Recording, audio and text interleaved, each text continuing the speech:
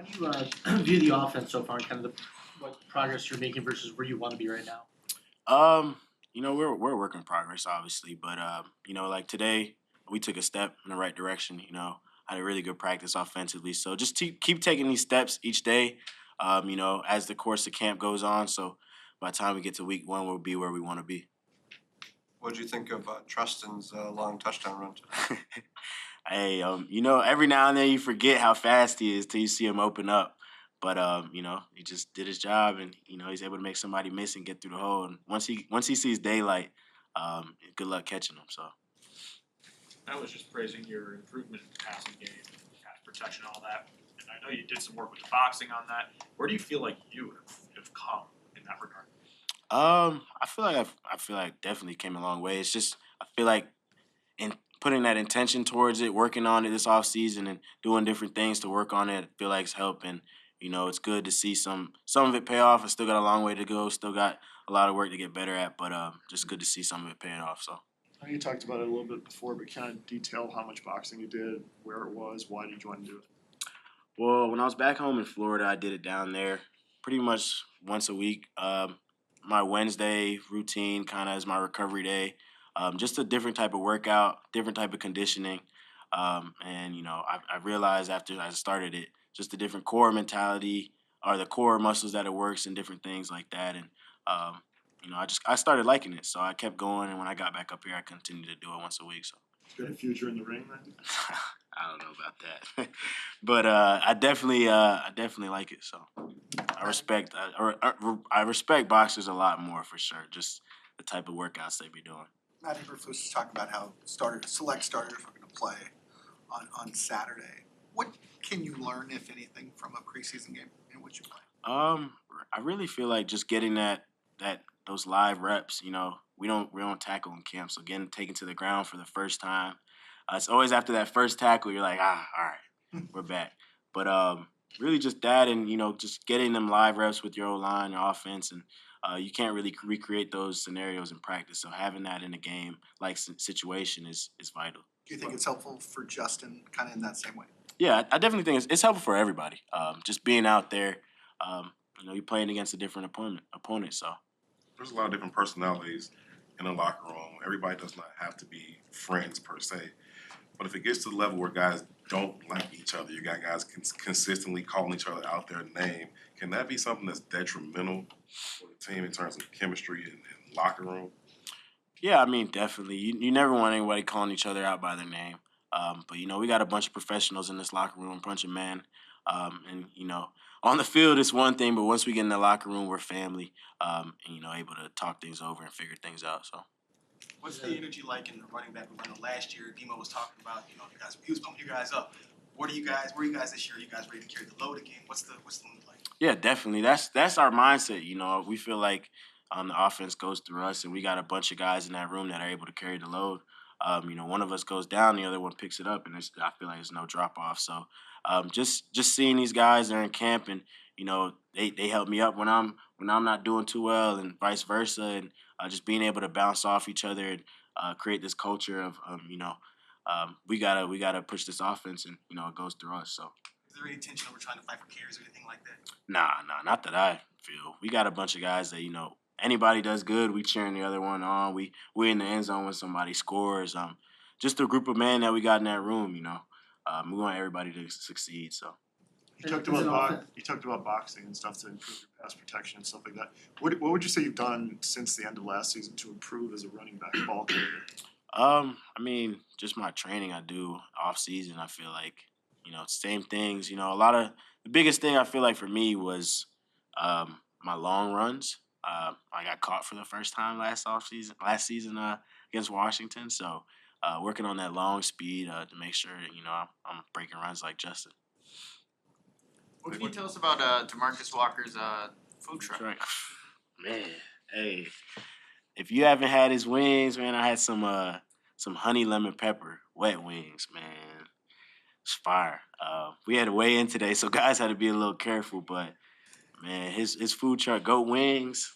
Yeah, this ad right here. Stop by that food truck, man. How long's he been doing that? It's a good question. I know he said he started it this year, but it's usually in Georgia, I think he said, and he just brought it up here he's gonna bring it up a couple times throughout the season. So Khalil, what have you learned from Cody Whitehair being in the huddle with him over the past few years? um, I mean, that's a good question. Really, me and Cody's relationship, I feel like, is off the field. Just we're close in the locker room, so he's actually been helping me a lot with my pass pro, just timing and keys and different things like that. So I've been taking notes from him, but definitely as his mentality approaches the line, just seeing him in the huddle now, calling out the snaps, calling out the personnel, different things like that. I know it's a different role for him, and I feel like he's doing a really great job of it. So. Roshan got some chances today. What do you notice about him in pads that maybe you didn't beforehand? Yeah, he's physical. Downhill runner, very downhill runner, and the way he finishes the ball, I love to see it. So, but really, just in pads, yeah, that he's downhill, he's finishing his runs, and I love to see it. What are you looking to in terms of like year 3 evolution of what you want to do to become whatever you envision for yourself? It's a good question. Really just taking that next step, as an all-around back, all-around player, staying healthy and, being able to help my team any way I can. As a player, as a leader, as a man, just taking that next step and, I feel like everything else will take care of itself. They brought in Mercedes Lewis, become known as one of the better run blocking tight ends in the position. Does that excite you and create like a little bit more of an emphasis on what the run game could be? Yeah, for sure. We watched a lot of film from when Luke was in Green Bay, and you see Mercedes in there a lot. But just seeing him on the other side and seeing how he blocks and how he springs a lot of the big runs when they're in Green Bay. So I'm excited just to see him when we get out there and get him in the offense. And it's nice having him in the huddle. I've been picking his brain a little bit. Just he's been in the league a long time, so just having that vet. Especially on the offense, I feel like helps a lot. Volunteers? Larry?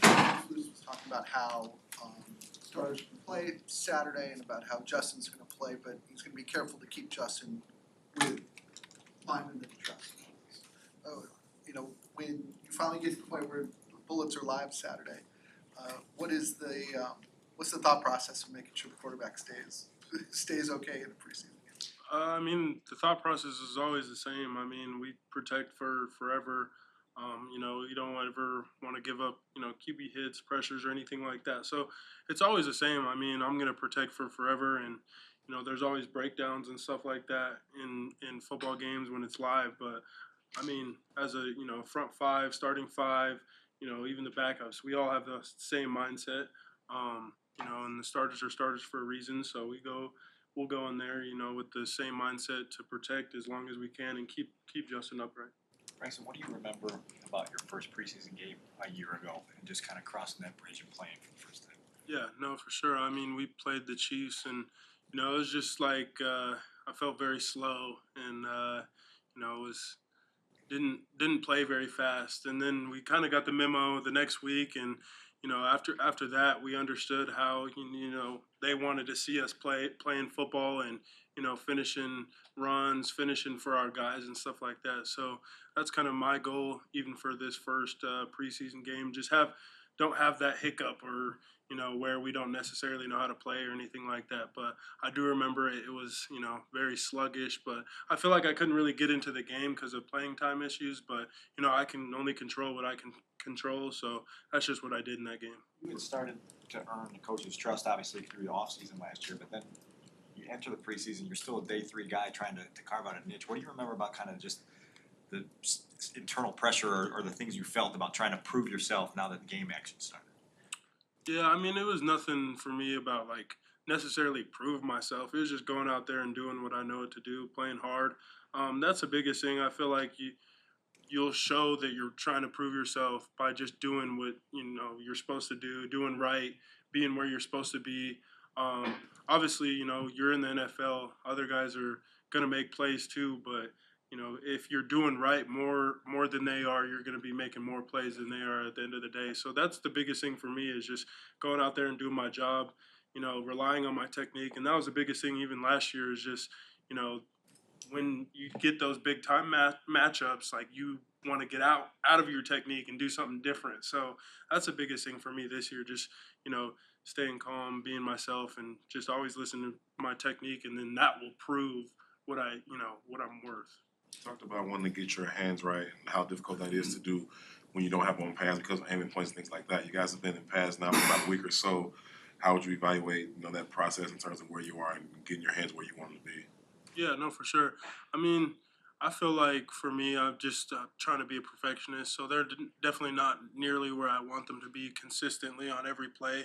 But when they're there, they're definitely way better than they were last year. My hands probably were non-existent in games last year, so they're definitely getting there. But I just think the placement and like the exact placement of where I want them to go. Sometimes I'm shooting them; they're just not necessarily exactly where I'd want them to be. And so I just got to work on that, and that starts with my eyes and being more consistent with my eyes. Can you give an example of where you would want them to be for a different rush? Like if it's speed rush, where would you want them to be versus if it's bull, where would you want it to be? Yeah, I mean, say for a bull rush, I mean, I want, say I'm playing Dominique, it's 9-0. I want my left hand on that left, like his left shoulder pad, right above that 9, kind of in that V in the neck area. That's where I want my left hand. And then if he's bull rushing me, obviously I got to brace for the power. So I kind of want my right hand right under, kind of, I would say like right here ish, but just having that power position, and they're getting there. Like I'm adjusting well. It's just I want to start there to where it's like I don't have to adjust or give up a little bit of ground. And that's what I'm noticing is like I'm starting to sit on it, but it's not I don't start in that position. And then if like a speed rush around the edge, I mean if they're giving me that shoulder and they're like dipping my shoulder right there, I just want to get 2 hands right there and get width of the pocket so Justin can step up or run them around the edge. And I've been doing a better job of that, but it's just timing and experience too, I think. But it's starting to come more, and I'm continuously working on it. Braxton, it looked like yesterday the defense maybe got you a couple times with some stunts, and then today in individual drills you're working on those stunts. Yeah. Is there a key to picking those up beyond communication, or is communication really the main thing? Technique is the biggest thing I'd say. Obviously, communication's there too. Once you get into the play, but if your technique's not right, you're gonna have no chance. And that was a thing for me today that I was trying to work on is just those twists in different scenarios. But the technique is definitely the most important part. Trying to keep square so you can't get picked, or making sure you're tight on the shoulder so your guard doesn't get picked and stuff like that. So it's all technical stuff, and then there's just more stuff to clean up. Even today I was leaning on my hand a little bit too much and was late out to 2, so I just got to clean some things up with that and keep on working on it. Darnell said that he's picked your brain a few times. What is that relationship like, and what is your impression of him early like him? Yeah, no, Darnell, like I said before, he's been great. I mean, he really wants to learn and be the best tackle he can possibly be.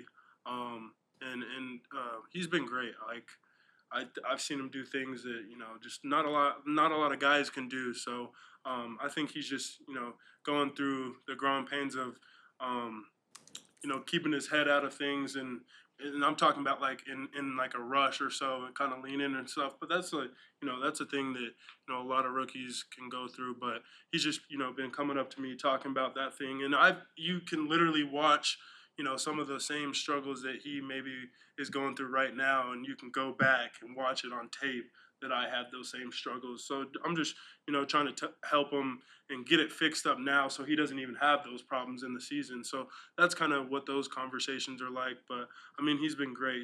The kid is he's a first rounder for a reason, so he's been great. Braxton, entering camp, a lot of talk was about the new offensive line kind of getting chemistry, and now Nate's been out for about a week. Lucas missed time, Tevin's missed time. At what point is it a concern that chemistry might not be where you guys want it come week 1?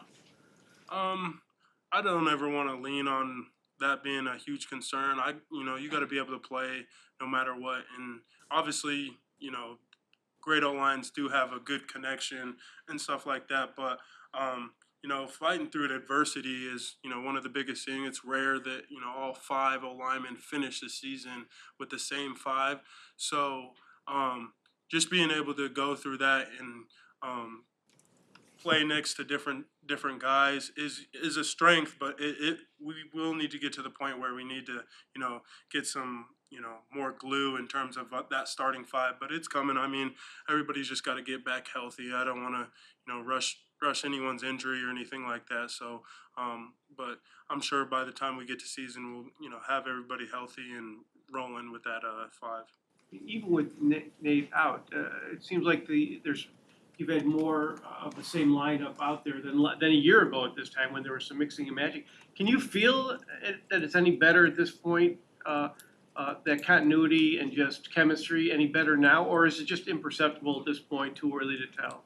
Can you see any difference this year from last? I mean, just overall, I feel like we're in a better position than last year, but that's just how it should be, even coming into the second year in the offense and everything like that. So I feel like everybody's, really starting to dial in lately. I feel like we've had, better days in the last few days with camp, just as an O-line and everything like that. But I can only speak for myself so much with everything going on. But I mean, right now, I would say we're definitely ahead of where we want to be, but we've still got a far way to go in terms of week one with Green Bay.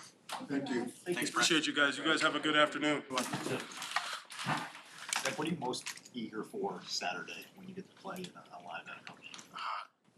Just the experience. Like, I've been waiting for a long time as a kid, growing up, going out there, playing on Soldier Field. So it's a dream come true.